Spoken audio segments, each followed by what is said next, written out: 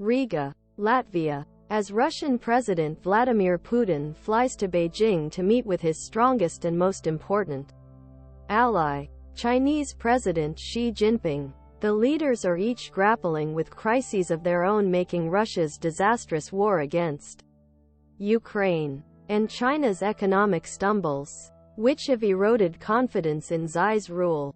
But China's meetings at the Third Belt Road Summit also present an opportunity to showcase its alliances and partnerships against the United States' other Western countries at a time of global turmoil. While Western leaders firmly support Israel, Russia and China have carefully avoided describing the October 7 Hamas attack, which killed more than 1,400 Israelis, as terrorism. Instead, they called for an end to the violence and revival of efforts to create a two-state solution. Decades-old concept that the Israelis and Palestinians have never managed to implement.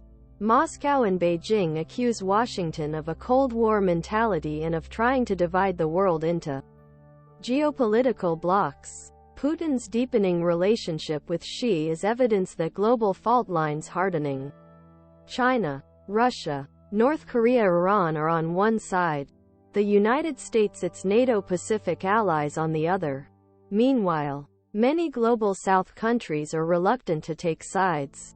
For Putin, increasingly isolated and tarnished by war against Ukraine, the trip to Beijing is an important moment to project of a leader with powerful friends. But he is increasingly perceived as a junior partner reliant on Xi's support.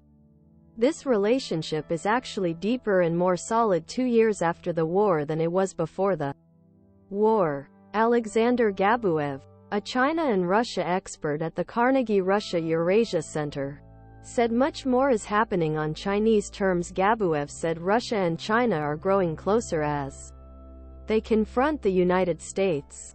Amid Putin's war-related troubles and Xi's economic difficulties, China is experiencing some significant negativities, both due to some domestic conditions and its competition with the United States.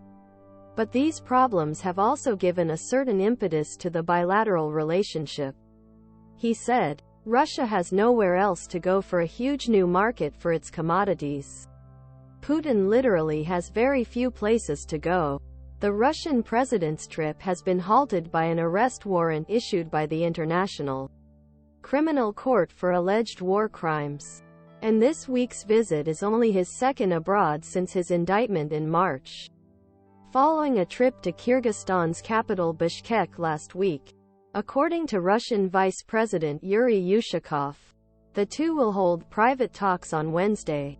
Putin will also speak at the Belt and Road Summit, celebrating the 10th anniversary of Xi's massive global infrastructure project. The Unlimited Friendship Agreement signed by the two leaders early last year has quietly strengthened. Putin is increasingly dependent on Beijing's support to weather a war that has led to unprecedented economic sanctions against Russia and exposed the Kremlin